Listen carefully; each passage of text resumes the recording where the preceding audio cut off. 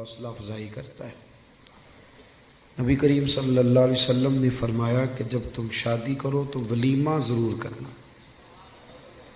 چاہے ایک بکری کا بچہ ہی ذبح کرو۔ اور پھر صحیح بخاری میں موجود ہے، حضور علیہ السلام نے فرمایا جب تمہیں کوئی ولیمے کی دعوت دے تو ضرور جانا۔ دونوں باتوں پہ غور کر لیں، یعنی ایک طرف فرمایا خوشی کرنا ضرور، اور دوسری طرف فرمایا جب کوئی خوشی کرے تو اس میں شرکت ضرور کرنا۔ نبی کریم صلی اللہ تعالی علیہ وسلم کی گھر کے اندر جو بظاہر حالت تھی، جو حضور کا فقر اختیاری تھا، اس کا عالم یہ تھا کہ ایک مہینہ گھر میں چولہا نہیں جلتا تھا۔ کتنے کتنے ہفتے اور کتنے کتنے دن بیت جاتے تھے بغیر کھانا کھائے، روٹی کھائے، کھجور پر، سرکے پر، دودھ پر گزارا ہوتا تھا۔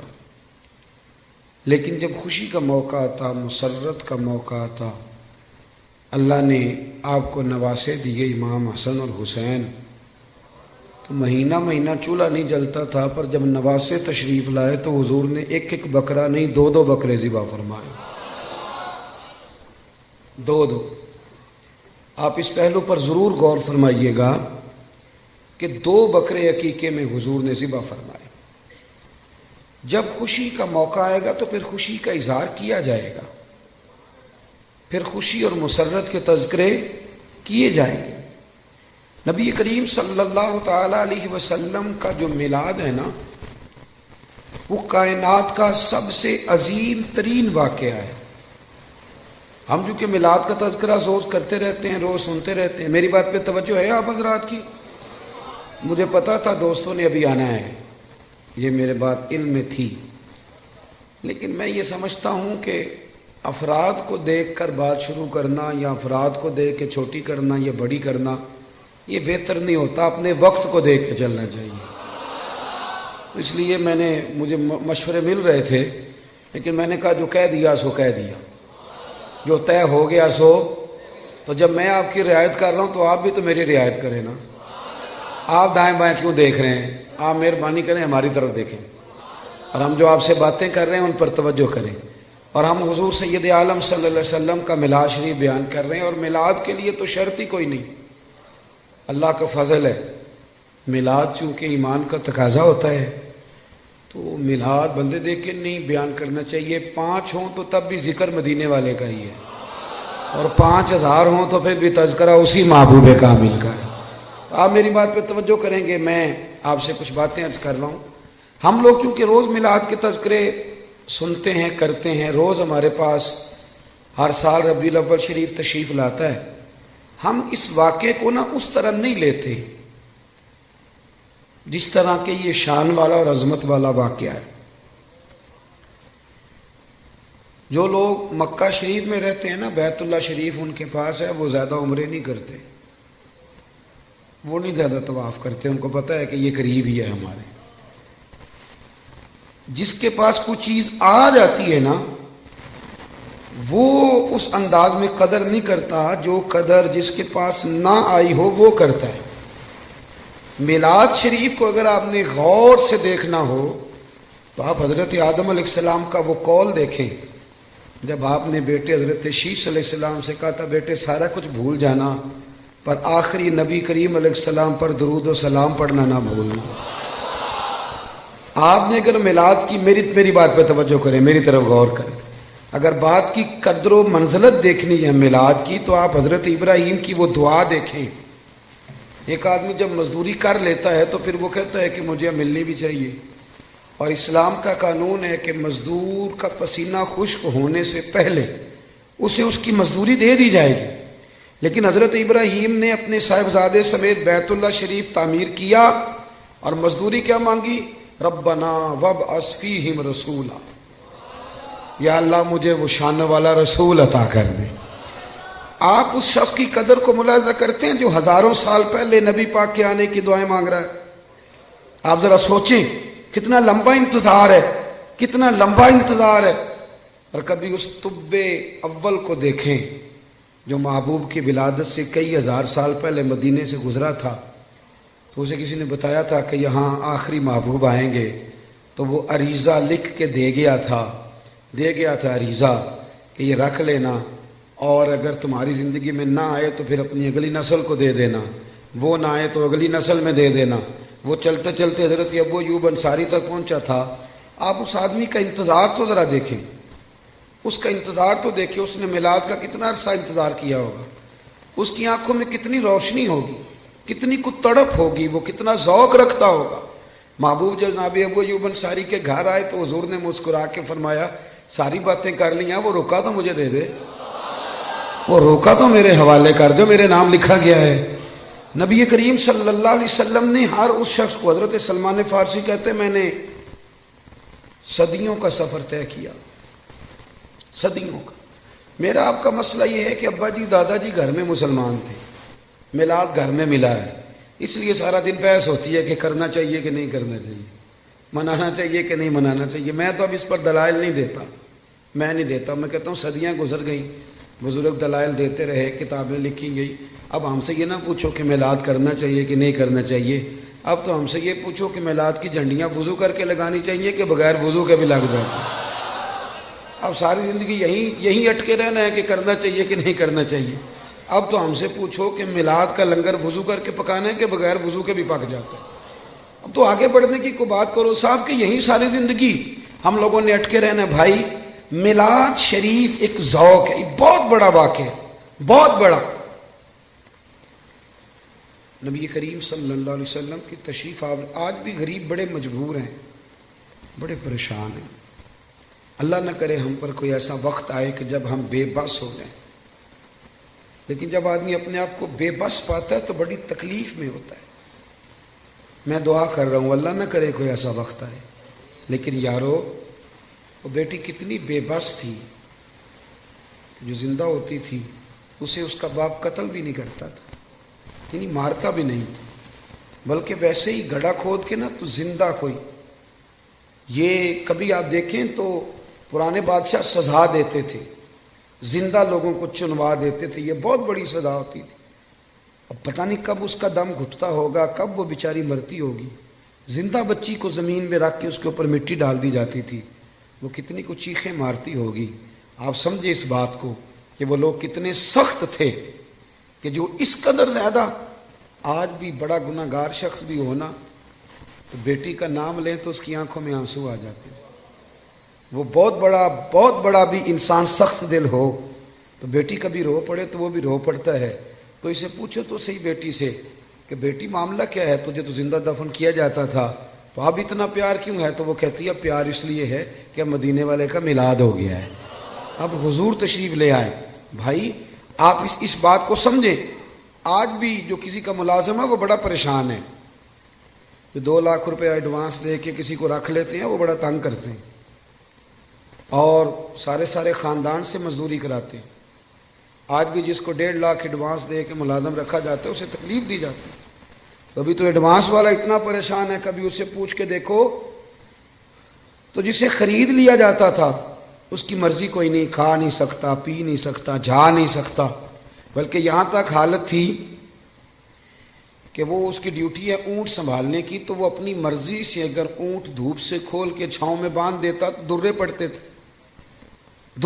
تو اتنا سیانہ ہو گیا ہے کہ اب تو پوچھے گا بھی نہیں، اور مرضی کے ساتھ تو نے چھاؤں میں باندھ دیا، اور اگر وہ نہیں باندھتا تھا تو پھر بھی مالک مارتا تھا کہ تجھے نہیں پتا اسے باندھنا ہے، بس وہ غلام جو ہے تو اسے مار پڑتی تھی۔ حضرت ابو ذر غفاری رضی اللہ تعالیٰ عنہ فرماتے میری لوگ مثالیں دیتے تھے، میں اپنے غلاموں کے حق میں بڑا سخت تھا، ناراض نہ ہونا، آج بھی لوگ بڑے سخت ہیں۔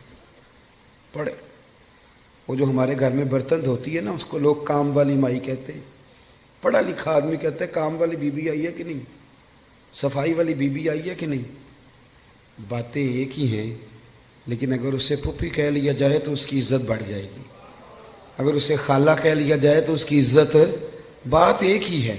اگر بچوں کو تھوڑا سکھایا جائے اور وہ اس کو آنٹی کہہ کے پکار لیں تو اس میں کوئی فرق، لیکن ہمارا مزاج ہے نا تھوڑی چدراہٹ بیان کرنا۔ میرے گھر میں 6 ملازم ہیں، اللہ اکبر، یہ لفظ کہتے ہوئے دل نہیں ڈرتا، خوف نہیں آتا، یہ بڑے دلیری سے لوگ جملے بولتے ہیں۔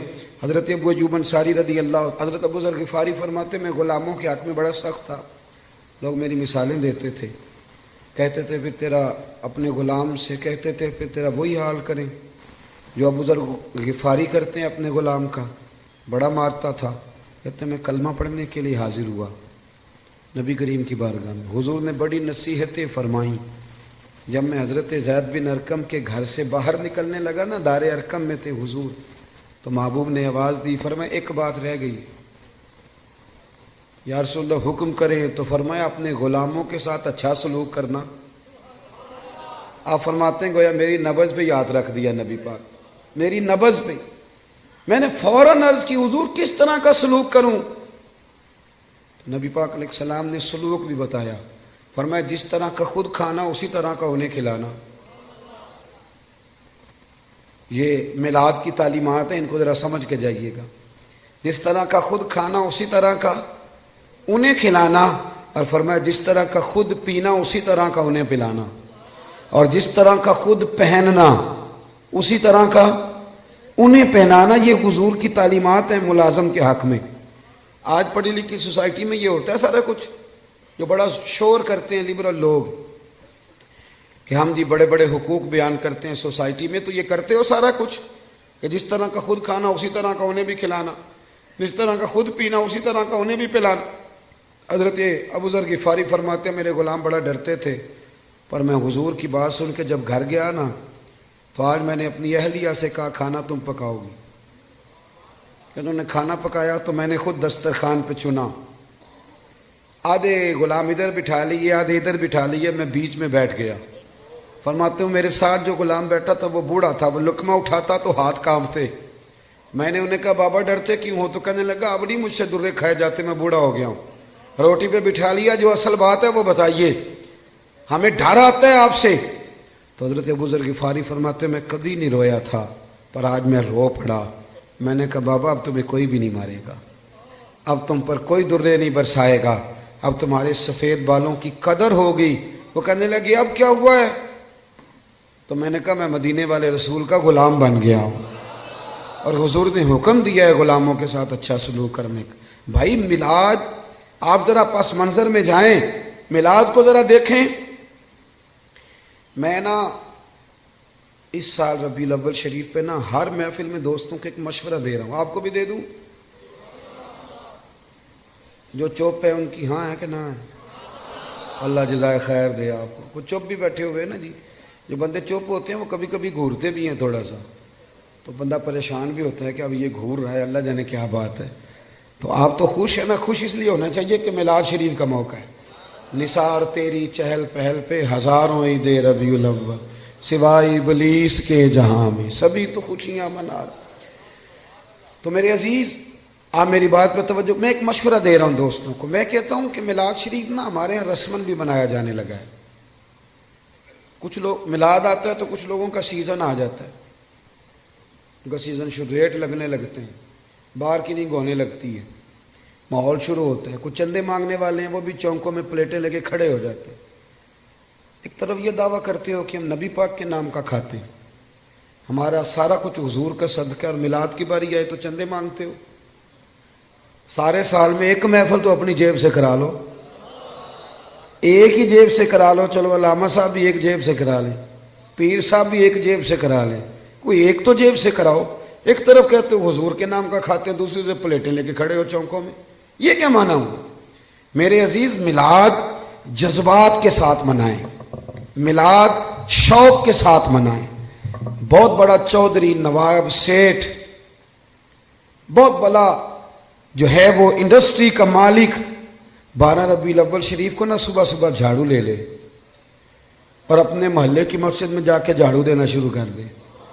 وہ سارے لوگ پوچھیں سیٹھ صاحب آپ نے تو کبھی خود اٹھ کے پانی کا پیالہ نہیں پیا، آج خیریت ہے؟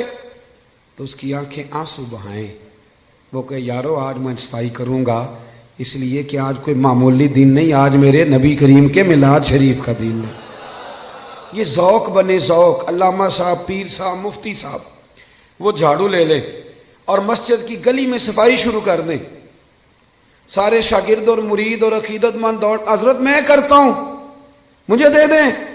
تو وہ کہ نہیں یار تو پیچھے ہٹ جا، مجھ سے تو کسی نے سلام نہیں لینی تھی، میرا تو کسی نے حال نہیں پوچھنا تھا، یہ میری جتنی شانیں ہیں یہ مدینے والے محبوب کے میلاد کا ہی صدقہ ہے۔ آج حضور کا میلاد شریف ہے، 2 جوڑے لے لیے بھائی نے،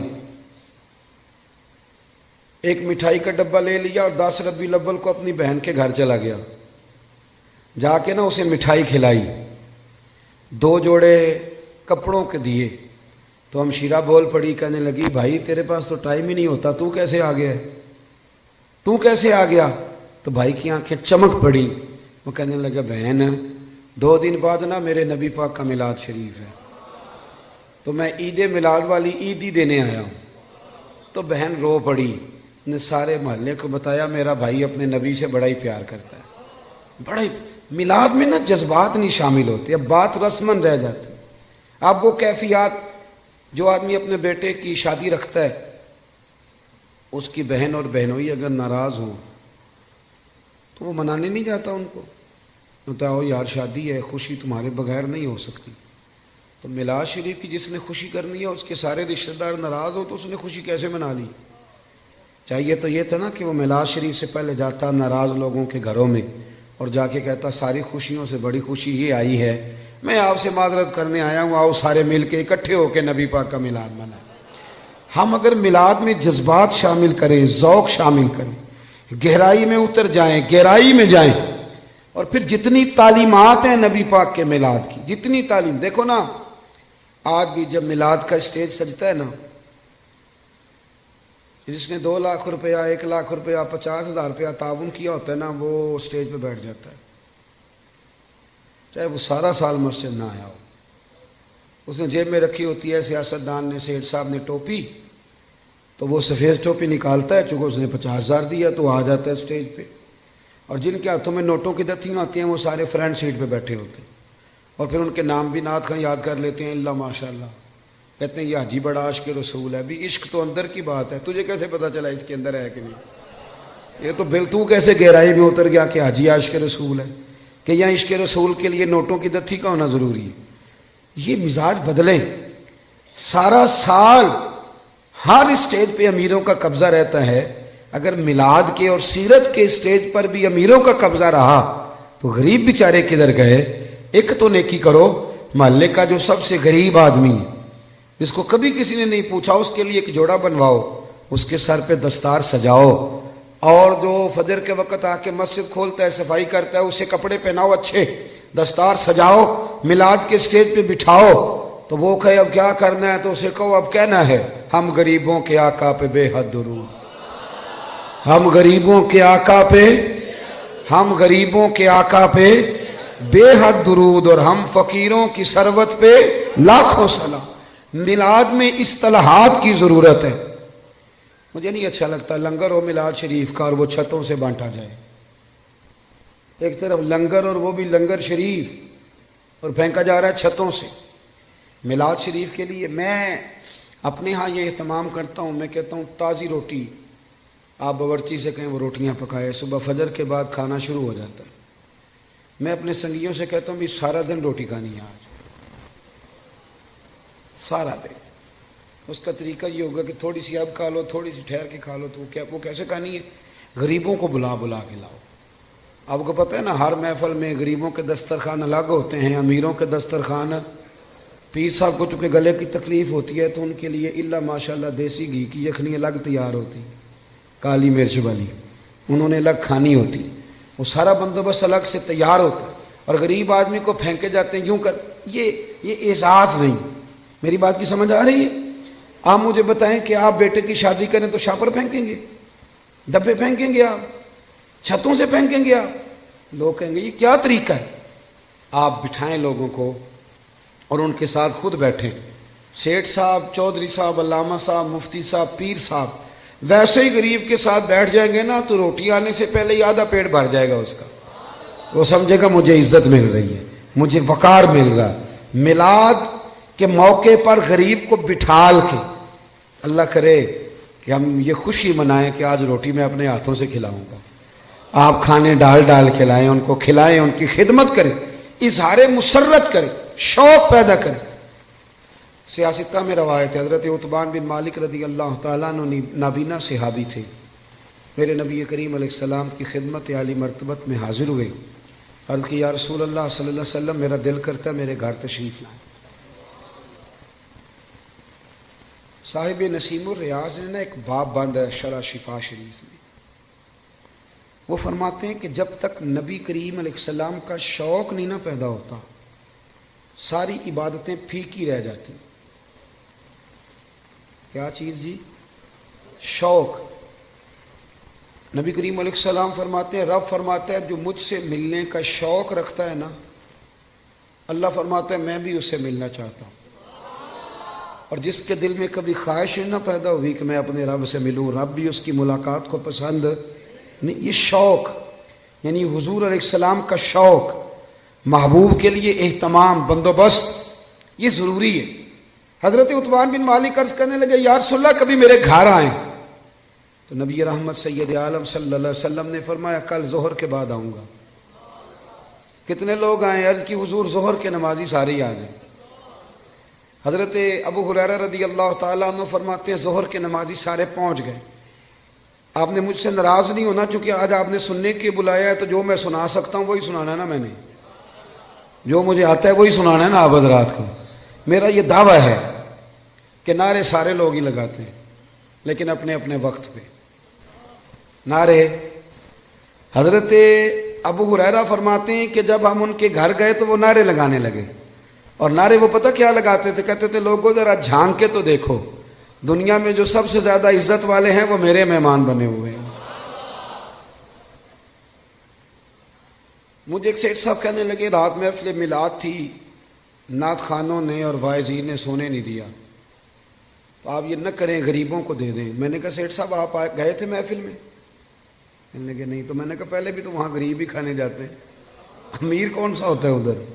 امیر تو جاتا ہے جب ایم پی اے جلسہ کرے تب، ادھر جب ایم این اے کا جلسہ ہوتا ہے تب جاتا ہے، تو وہاں تو پہلے بھی غریب ہی جاتے ہیں۔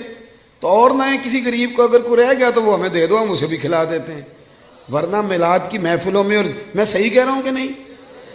اور اس کی دلیل ہے ہمارے پاس، نبی پاک علیہ السلام نے فرمایا میرا دین غریبوں میں آیا غریبوں میں رہے گا، اور جب میں قیامت میں جنت میں جاؤں گا تو میرے آگے پیچھے دائیں بائیں غریب لوگ ہی ہوں گے۔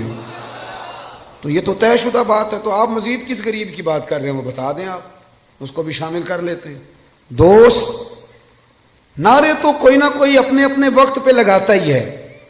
یارو صبح الیکشن شروع ہو جائے تو جو آدمی بڑا سنجیدہ ہے نا، بڑا سیانا ہے، وہ اپنی گاڑی پہ جھنڈا بھی لگائے گا، اس پہ پوسٹر بھی لگائے گا، اپنی جیب سے فلیکشیں بھی بنوائے گا، فوٹو بھی لگائے گا، اپنے دروازے کے سامنے دفتر بھی کھولے گا، اور وہاں وہ کھانے کے بندوبست بھی کرے گا، اور جب ریلی نکالنی ہوگی تو ریلی بھی نکالے گا، نعرے لگانے ہوں گے تو نعرے بھی لگائے گا۔ وہ الگ بات ہے کہ الیکشن کے 6 ماہ کے بعد کہے گا اوہو بھول گیا ہو، غلط بندے کو ووٹ دے بیٹھا ہوں۔ لیکن نعرے سیٹھ صاحب بھی لگاتے ہیں، نعرے وکلاء بھی نہیں لگاتے؟ ہاں نہ تو کریں نا، نہیں لگاتے تو میں بتاتا ہوں لگاتے ہیں، سارے اپنے اپنے پروگراموں پہ نعرے لگاتے ہیں، لیکن 6 ماہ کے بعد کہتے ہیں غلطی ہو گئی، غلط آدمی کے نعرے لگا بیٹھے، اور یارو چھوڑو، کب تک جھوٹوں کے نعرے لگاؤ گے؟ ہمارے ساتھ مل جاؤ، پہلے دن سے سچے نبی کے نعرے لگا رہے ہیں، ایک دن بھی سجدہ صاف نہیں کرنا پڑا، ایک دن بھی سجدہ صاف نہیں، پہلے دن سے لگا رہے ہیں، اور اعلیٰ حضرت فرماتے ہیں حشر تک ڈالیں گے پیدائش مولا کی دھوم، مثل فارس نجد کے قلعے گراتے جائیں۔ او بھائی ادھر آ جائیں، سچے محبوب۔ حضرت ابو ہریرہ فرماتے ہیں انہوں نے نا شور کرنا شروع کیا، کہنے لگے لوگوں آؤ دیکھو جو سب سے زیادہ عزت والے ہیں وہ میرے مہمان بنے ہوئے۔ پھر انہوں نے کیا کیا؟ سارے محلے کی دعوت پکائی۔ نبی کریم علیہ السلام نے فرمایا ہمیں بلایا تو اب بتاؤ کرنا کیا ہے؟ تو عرض کرنے لگے یا رسول اللہ صلی اللہ علیہ وسلم میرے گھر کے کسی کونے میں 2 رکعتیں نماز پڑھ دیں، میں جب تک زندہ رہوں گا وہاں سجدے ہی ادا کرتا رہوں گا۔ صحابہ کرام کا جو وابستگی ہے نا ذات رسالت کے ساتھ، ہمارے ہاں ایک تو وہ طبقہ ہے جو بیچارہ ابھی تک ابحاث میں الجھا ہوا ہے، اور ایک ہم لوگ ہیں جو منانے والے۔ ہمارا وہ ذوق، وہ خوبصورتی، وہ حسن، وہ وارفتگی یارو دیکھو نا، ایک میں ہوں جو کہہ رہا ہوں میلاد کرنا چاہیے، اور ایک وہ شخص ہے جو ریڑھی لگاتا ہے، مزدوری کرتا ہے بیچارہ، اور روزانہ 100 روپیہ بچاتا ہے، پھر وہ بچا کے پیسے جمع کرتا ہے، پھر وہ سال کے بعد کسی نعت خواں کو، قاری کو، کسی خطیب کو دعوت دیتا ہے، پھر وہ دریاں بچھاتا ہے، پھر حسب توفیق وہ روٹی پکاتا ہے، پھر وہ لوگوں کو پیغام دیتا ہے، نہ اس کی فوٹو آتی ہے، نہ وہ اسٹیج پہ بیٹھتا ہے، نہ اس کا اشتہار پہ نام آتا ہے، لیکن ایک بات تو پکی ہے نا کہ اس نے غربتوں میں رہ کے جب ذکر رسول کی بزم سجائی ہے تو یہ تو دعویٰ ہے نا کہ اس کی روح کا رشتہ ہے مدینے والے رسول کے ساتھ، اس کی روح کا رشتہ ہے۔ ہمیں اپنی نسلوں کو، بچوں کو بتانا چاہیے، اور پھر پوری دنیا میں جب آپ میلاد مناتے ہیں تو پیغام امن جاتا ہے۔ پوری دنیا میں ایک دفعہ میلاد کی جلسے کو معمولی نہ سمجھے، میری طرف دیکھیں، جب آپ میلاد مناتے ہیں تو میری طرح کا بالکل چھوٹا آدمی بھی ہو تو یہ تو وہ بتاتا ہے نا کہ حضور کے آنے سے پہلے بیٹیاں ذبح ہوتی تھیں، یہ تو وہ بتاتا ہے نا غلام بکتے تھے، یہ تو بتاتا ہے نا کہ ماں باپ کی کوئی قدر ہے۔ یہ ہر جگہ ہوتا ہے کہ نہیں ہوتا؟ ہر میلاد میں، بلکہ کئی لوگ شکوہ بھی کرتے ہیں، لو جی ہر سال وہی بات چھیڑ دیتے ہیں، تو میں کہتا ہوں یہی تو بات ضروری ہے چھیڑنی۔ ہر آدمی یہ ہر سال یہ بات بتلاتا ہے نا کہ غلام بکتے تھے، ہر سال ہر آدمی یہ بات کرتا ہے کہ ماں باپ منڈیوں میں بیچے جاتے تھے۔ تو جب آپ ربیع الاول شریف میں میلاد مناتے ہیں نا تو نبی پاک کی تعلیمات نئے سرے سے پوری دنیا کے اندر پھیلتی، نئے سرے سے، نئے سرے سے۔ اور میں نے دیکھا ہے، میں نے ملک سے باہر بھی دیکھا ہے کہ صرف ایک زبان میں نہیں، ہر زبان میں میلاد کے جب تذکرے چھڑتے ہیں ہر زبان میں، تو پوری دنیا میں یہ پیغام جاتا ہے کہ یہ 12 ربیع الاول کے جو ایام ہے یہ پیغام امن کے ایام، یہ پیغام محبت کے ایام۔ یہاں عورتوں کے حقوق کی بات ہوگی، یہاں جانوروں کے حقوق کی بات ہوگی، یہاں ماں باپ کے حقوق کا ذکر ہوگا، یہاں پڑوسی کے حقوق کا ذکر ہوگا، یہاں بیٹی کی بابت بتایا جائے گا۔ ایک بات اور آپ سے کرنی ہے، اس پر بھی آپ نے خاص توجہ کرنی ہے۔ انسان، کچھ چیزیں ایسی ہوتی ہیں جو اس کی تقریر سے ثابت ہوتی ہیں، اور کچھ چیزیں ایسی ہوتی ہیں جو اس کے عمل سے ثابت۔ ہمارا زمانہ نہ تیز لوگوں کا زمانہ ہے، لوگ آگے بڑھ کے نہ اپنا بتانا چاہتے ہیں، اپنا بتانے سے بات نہیں بنتی، عمل کرنے سے بات بنتی۔ میں اپنے دوستوں کو اکثر مشورہ دیتا ہوں کہ کبھی کسی کو شیشے میں اتارنے کی کوشش نہ کرنا۔ اگر تم نے کسی کو شیشے میں اتارا تو دنیا بڑی تیز ہے، وہ تمہیں شیشے میں اتار لے گا، مت کوئی ایسا کام نہ کرنا۔ اخلاص حسن ہے زندگی کا، اخلاص والے لوگ اداکار نہیں ہوتے، وہ جو ہوتے ہیں وہ اصل ہی ہوتے ہیں، وہ جو ہوتے ہیں وہ اصل ہوتے ہیں، ان میں کوئی اداکاری نہیں ہوتی۔ میلاد شریف کا عنوان اور میرے نبی کریم صلی اللہ تعالی وسلم کی تشریف آوری، اس نے دنیا سے ہر ملمہ سازی کو دور کر دیا اور احساس، اخلاص، ان چیزوں کو بیدار کر دیا۔ حضور کے آنے سے پہلے رشتے سارے ہی تھے، ماں بھی ہوتی تھی، باپ بھی ہوتا تھا، بہنیں بھائی سب رشتے ہوتے تھے، رشتے تھے، ان میں احساس نہیں تھا۔ اگر میلاد منانے والے میں احساس ہی نہ ہو اور وہ دعویٰ اونچا کرے، احساس ہی نہ ہو سرے سے، وہ بالکل دنیا داری کرے، میلاد تو احساس کا نام ہے نا، حضور نے احساس دیا، احساس۔ ہمارے یہاں کچھ رشتے ایسے ہوتے ہیں جن کا تذکرہ لوگ کرتے نہیں، شرماتے ہیں، جیسے میاں بیوی کا رشتہ ہے، اس انداز میں ماں باپ کے حقوق بیان کیے جاتے ہیں، اولاد کے کیے جاتے ہیں، پڑھو اس رشتے میں بہت سارے لوگ بات کرتے ہوئے جھجکتے ہیں، حالانکہ یہ وہ رشتہ ہے جسے اللہ نے اپنی نشانیوں میں سے نشانی قرار دیا۔ نبی کریم علیہ السلام نے اس رشتے کا اتنا احساس بیان کیا۔ حضرت عائشہ صدیقہ رضی اللہ تعالیٰ عنہ فرماتی ہیں حضور گھر میں نا اکثر اپنی پہلی زوجہ سیدہ خدیجہ الکبریٰ رضی اللہ تعالیٰ عنہ کا ذکر چھیڑ دیتے تھے، اکثر مجھے رشک آتا تھا، میں ناز کرتی تھی، کیا بات ہے خدیجہ کی کیسے مقدر ہے کہ ان کے وصال کو زمانہ بیت گیا اور حضور ذکر کرتے ہیں۔ کہتی ہیں میرا دل تھا کبھی حضور سے پوچھوں گی۔ ایک دن نا نبی کریم علیہ السلام گوشت لائے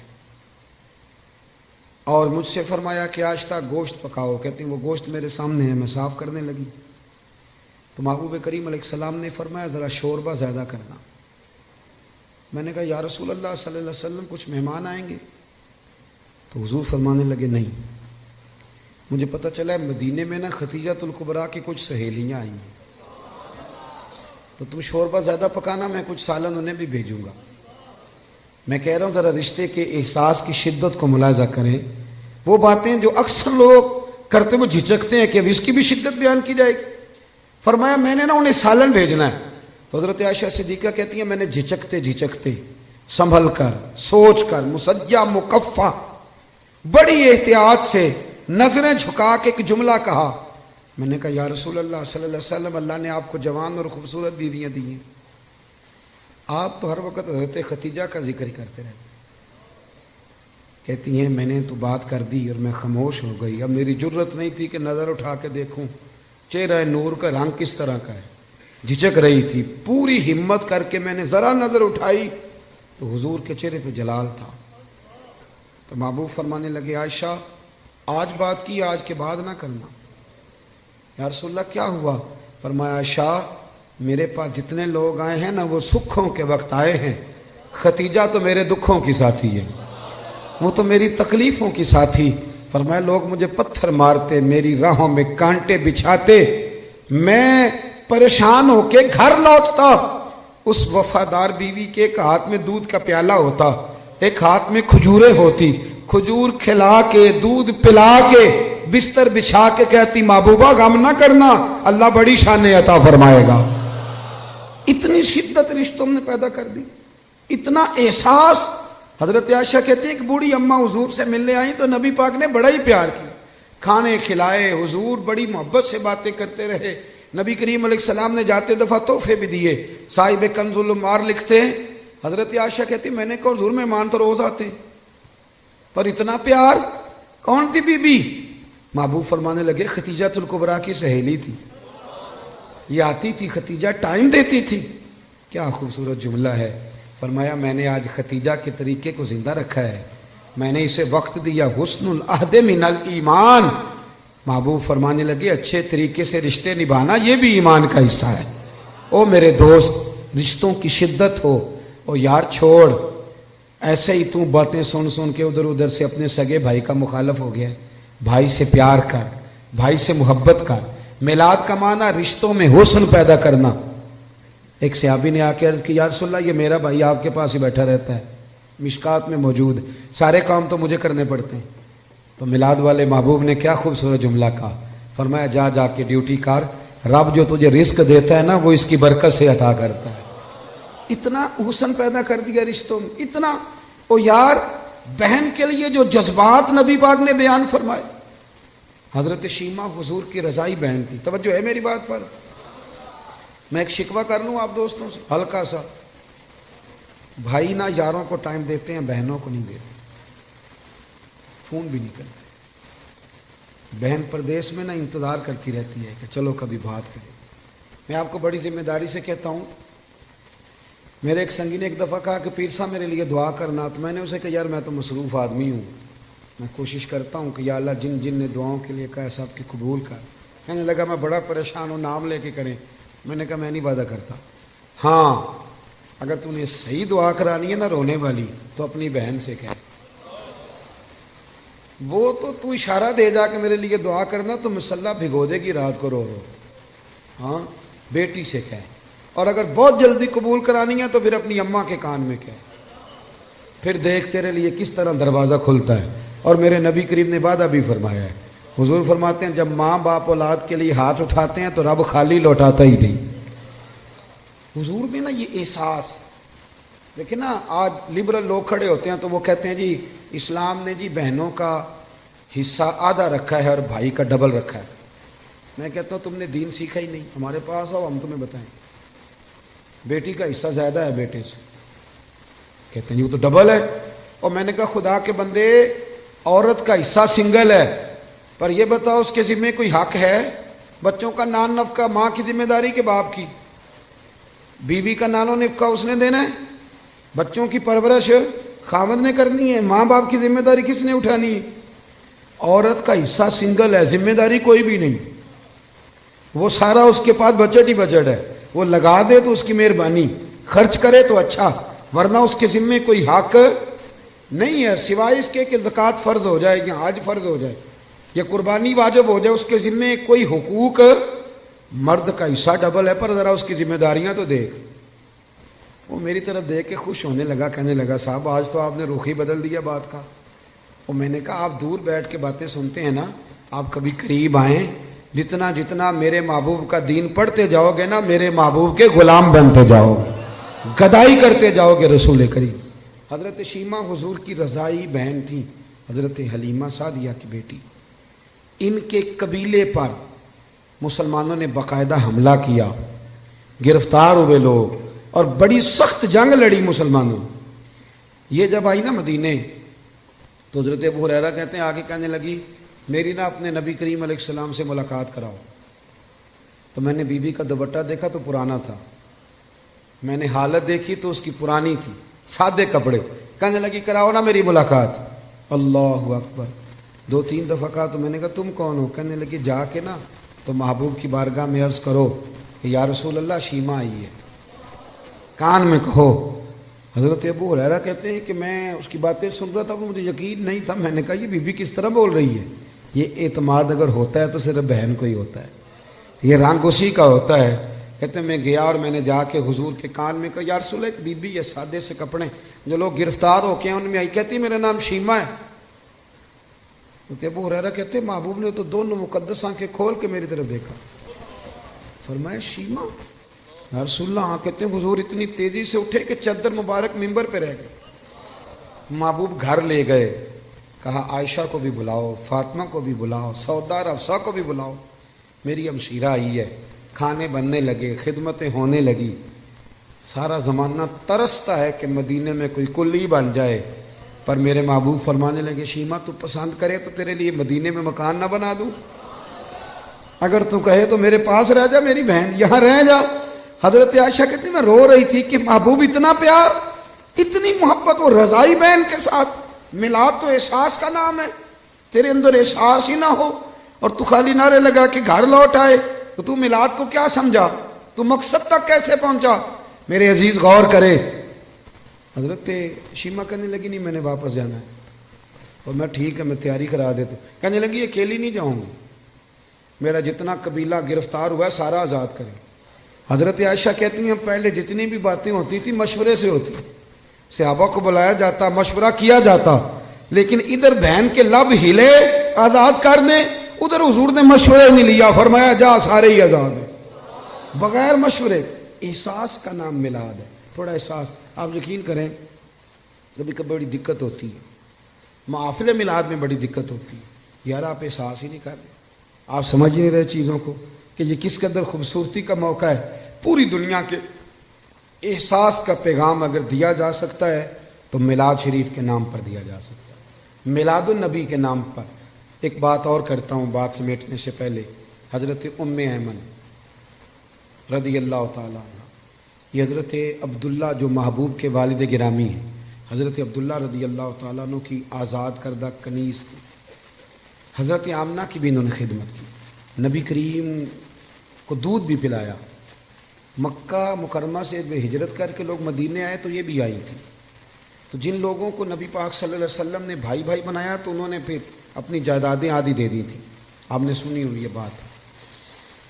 حضرت ام ایمن کو بھی ایک باغ ملا، جب خیبر کے علاقے فتح ہو گئے، بنو نذیر بنو قریظہ کی جائیدادیں آ گئیں، تو نبی پاک صلی اللہ علیہ وسلم نے صحابہ سے فرمایا کہ یہ جو مہاجر ہونا اب یہ تم جائیدادیں لے لو اور اپنے انصار بھائیوں کی زمینیں واپس کر دو۔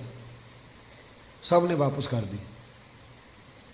حضرت ام ایمن کو ایک باغ ملا ہوا تو حضور نے فرمایا آپ بھی واپس کر دیں، بوڑھی تھی، رضائی والدہ تھی، آپ بھی واپس کر دیں۔ کہنے لگی میں تو نہیں کرتی، میں تو نہیں کرتی۔ اب نبی پاک کو کوئی انکار کر سکتا ہے؟ میں نہیں کرتی، مجھے تو پیار ہو گیا۔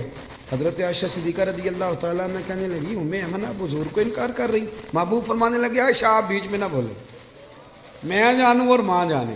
حضرت عائشہ کہتی ہیں میں اس حسن کے قربان جاؤں، حضور منا رہے ہیں نبی کریم، اللہ کرے آپ کو سمجھ آئے۔ یہ جوان بچوں کو میری بات، کبھی کبھی اماں کو منایا کرو، اور یار کبھی کبھی والد سے کہا کرو کہ ابا جی بیٹھو موٹر سائیکل پہ، سردیوں کے کپڑے نہ لے کے آئے۔ کبھی کبھی اماں سے کہا کرو کہ اماں جی آج میرا دل کرتا ہے میری مرضی کا کھانا بناؤ اور کھانا نہ میرے آنے تک دونوں مل کے کھائیں گے. اس احساس کا نام میلاد ہے. نبی کریم صلی اللہ علیہ وسلم جناب ام ایمن کو منانے لگے, اماں دے دے, سب نے دے دیا. کہنے لگے مجھے پیار بڑا ہو گیا, اتنے سال بیت گئے, مجھے اس باغ سے پیار ہے. حضور حضرت ام ایمن کو ساتھ لے کے گئے, پہلے ایک باغ دکھایا, کہنے لگی میں نہیں یہ لیتی, پھر دوسرا دکھایا, یہ بھی نہیں لیتی, چوتھا باغ دکھایا تو کہنے لگے یہ ملے تو میں